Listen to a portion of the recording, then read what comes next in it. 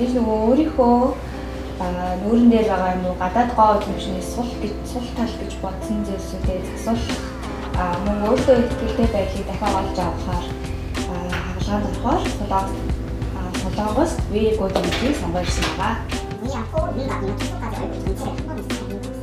Энэний амьдралд асуудалтай гэсэн ер нь бол хамгийн ихэд ирсэн зорилго нь нүд олон хамар хоёр байсан. За тэгээд эмчтэйгээ ярилцж байгаа дух болон эрүү хэсэг одоо нүүрний хэлбэр засах гэж ярьдаг шүү дээ. Тэр хэсгээ засах гэсэн байгаа. Ер нь бол бүгдийн засуулах болсон шалтгаан эмчтэйгээ сая ярилцж байгаа. Мэргэжлийн хүнээс зөвлөгөө авч байгаа нэг бүсэн хэлэхээр болсон байгаа. Тэгээд хамгийн таалагдж байгаа хэсэг нь гэх юм бол ер нь бүгдээрээ 술을 한 번에 다 해서 한국까지 힘들었을 텐데 너무 나쁘게 신경쓰고 불편했으신가요? Хагалгаанд орсноос хойш бодсны бодлоготой байгаа. Анх ирэхэд ер нь бол орхосоо өмнө амар өвдөх байх гэж санаад явж байсан. Дараа нь амар өвдөх байхдаа яах болж юм уу? Тиймэрхүү сэтгэл зүйн асуудлуудаа юу бодож ирсэн ч гэсэндээ хагалгааны дараа болоод ирэнгүүт миний бодсноос баг ер нь өвдөггүй. Жоохон нөгөө хагалгаанаас дөнгөж гараад аюу хавдартай байгаа учраас тэр хэсгээ хараад жоохон ихлэ шокнд орсон. За тэгээд нэгдэх эхний 1-2 хоног л тэгээ ярилцж байгаа. Хамгаа маш сайн хурдан орж ирсэн байна. Ер нь бол одоо хагалгаанаар гол хэмнээс ажиллаж орсны дараах Монгол одоо таньдаг хүмүүсийн одоо реакшн хариу үйлдэл хэрэг. Реакшн гэх юм бол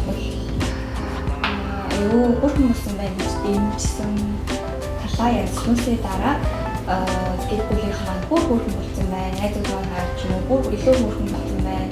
Одоо ястаа мэдээлэл авах болсон байна ч юм уу. Эсвэл ингэж маш гоё өрнө өгч гэсэн байна. За хагалгааны дараа толин харахтаа ер нь хамгийн түрүү нэгээд бүгд харагдаж байгаа өөрчлөлт ямар хэсэг байгаа вэ? Хамгийн одоо бас өөрт нь таалагдж байгаа хэсгийг бүгд аюу хавдартай гэсэн миний хамар хэсэг аюу таалагдчихсан. Хамар нөгөө хамгийн ихэд хагалгаанаас гарч ирээд гипстэй байж байгаа 7 оноос 14 оны дотор нөгөө өвчтөй үзүүлж байгаа гипсээ авсны дараагаар хамрын маань хэлбэр аюу таалагдчихсан. Бай хэлэнд орчих хамаар санагдчихсан. Миний төсөөснөөс илүү гоё болсон гэх юм уу? хагалгааны дараа хамгийн их өөрчлөгдсөн зүйл юу вэ? Жишээлбэл хамгийн их өөрчлөгдсөн зүйл. Өөрийн нэг стресс нэмээд өөрийн нэг гадна тал хагалгаанаас хамгийн их өөрчлөгдсөн миний бодлоор нүд гэж бодож байна. Тэгээд хагалгаанд ороод одоо эдгэрэлтийн явц сайжраад ирсний дараагаар мэдээж энийгээ дагаад надад өөртөө итгэл нэлээд нэмэгдсэн. Одоо 6 ахлах ч юм уу бичлэг хийхэд ч юм уу эсвэл өөрөө селфи хийхэд миний хувьд бол өөртөө итгэл маань маш их нэмэгдсэн. Өөртөө аюул ихтэй зураг авах байгаа.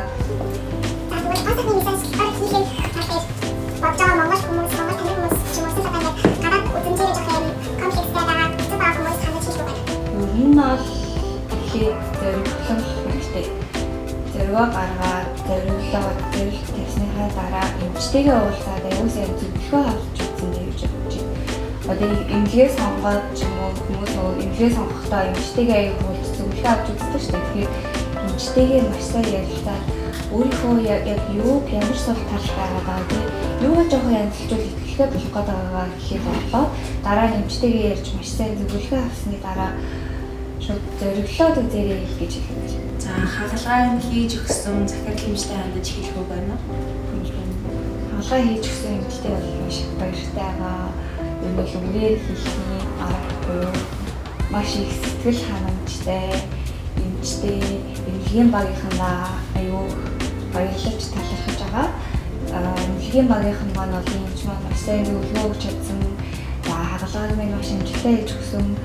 Тэгээд эмчилгээ үр дүнг маань маш амжилттай гаргаж өгсөн учраас эмнэлгийн баг хамт олондоо үнэхээр баяртай байна. Баярсан наргаснаас үнэхээр илэрхийлж байна.